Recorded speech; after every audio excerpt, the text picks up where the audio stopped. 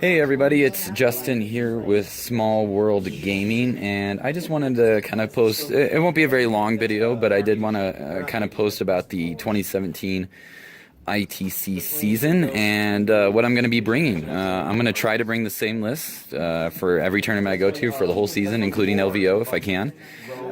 This is what I've decided on. Now, I understand that 8th edition will be coming out, probably late May. It could change everything that I have here, but up until that point, this is kind of what I plan on bringing. I did play a tournament today here in Westminster in Colorado, and which would be my first tournament with this list. I'm hosting a tournament next weekend, but I'm not going to be playing. So let's kind of run through and talk about what I've got.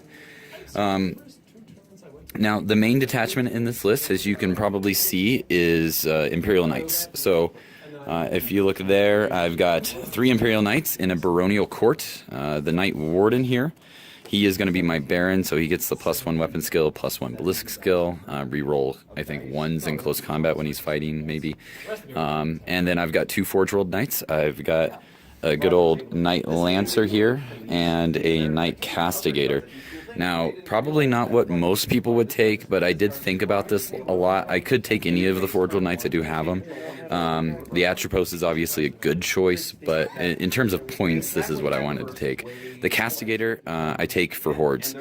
For example, I fought Tyranids today, Genestealer Colts, and the Castigator will just run through those guys.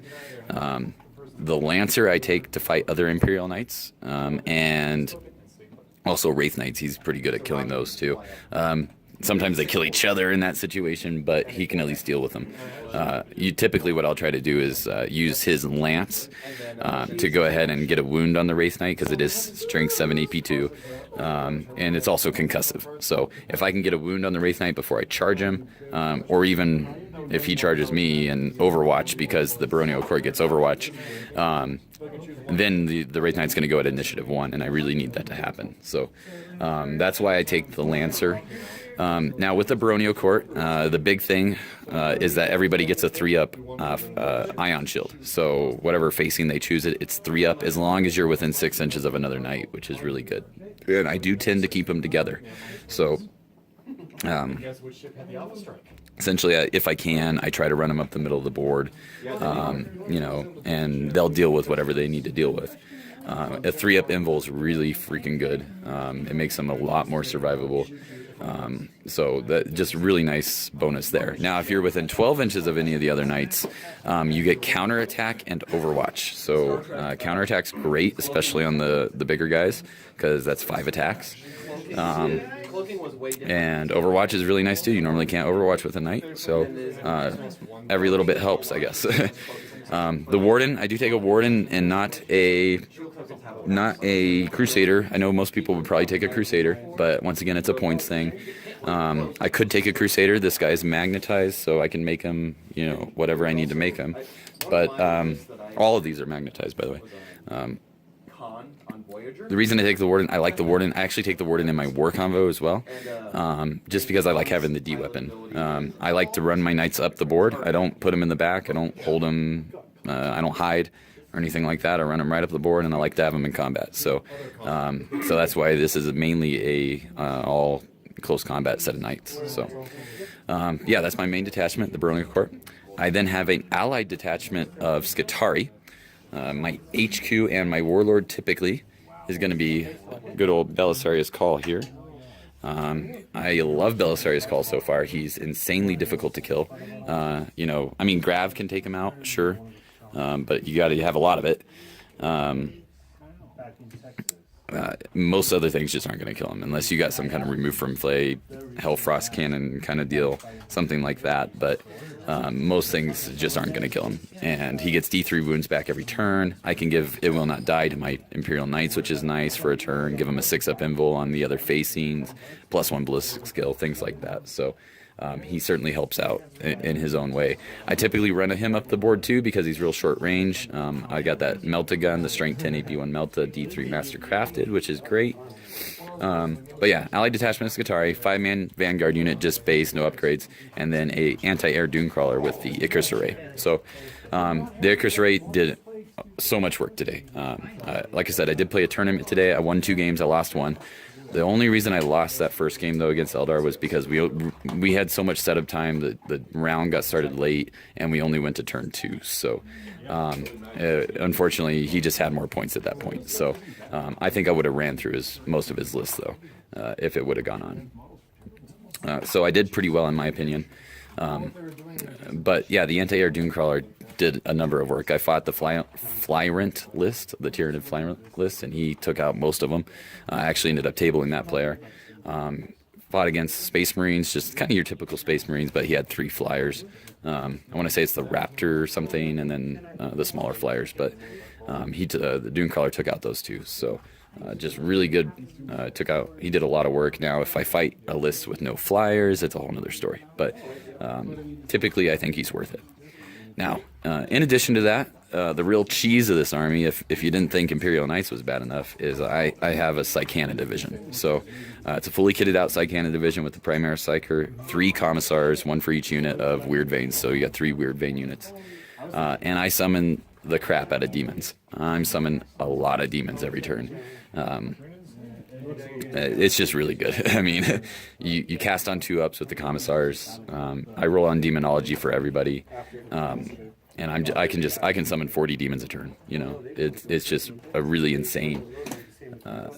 They flood the table typically, and it's just really good. Now these guys are really, really easy to kill though. So if you play your cards right, you can get behind them and you can kill them and do whatever you need to do. So, but they kill themselves in the end anyways, because if they perils, the Commissar shoots them, and they perils on any doubles at all because they're summoning demons.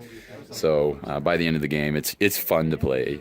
They usually kill themselves if somebody else hasn't killed them anyways. But yeah, I get demons all over the place. So it's just, I think it's a good option. Not a lot of people run Psychana Division. Most people are doing Liberius Conclave. It's because it's a little bit cheaper, but Psychana Division is just really good.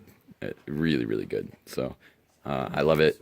I've got the models. I kind of converted a lot of these. As you can see, I've got like some choir of Minoth guys here. I converted some of my cultists to have like staffs and things like that. I had to paint these all for the tournament today, so they look like crap, because I literally painted and got these guys ready yesterday. So all of them. It was really rushed, but at least they are painted, they are based, and they will work for a tournament. So now how I deal with things, some armies can be difficult, because here's the real crutch on this army is if I lose a knight, which usually happens. Once I lose a knight, I mean, man, I lose a lot, right? Like that's a big chunk of my army each night. So I lose one, and it gets real tough real quick. But like I said, I summon a lot of demons, so I usually have pretty good board control. The knights themselves tend to stay together, and they usually run through whatever they come into contact with. So I'll usually, if I don't move them up the front of the table, I'll flank them off to one side and just run through one side of somebody's army. Belisarius Cawl, he's a beast. I mean, he's going to kill whatever he comes into contact with pretty much too. I don't know. I think it's a really good option. Eldar's pretty easy fight for the most part. Space Marines, super easy. The only armies that aren't easy are Renegades, man. Renegades are hard to deal with. Any kind of flying circus demon stuff is going to be hard to deal with. I mean, I've got the anti-air Dunecrawler, but of course they're just going to take that thing out. So, because why not? And they're demons, because they can do whatever they want. And yeah, so those are the real tough lists. Any kind of heavy flyer lists. That's why I took the Dunecrawler. But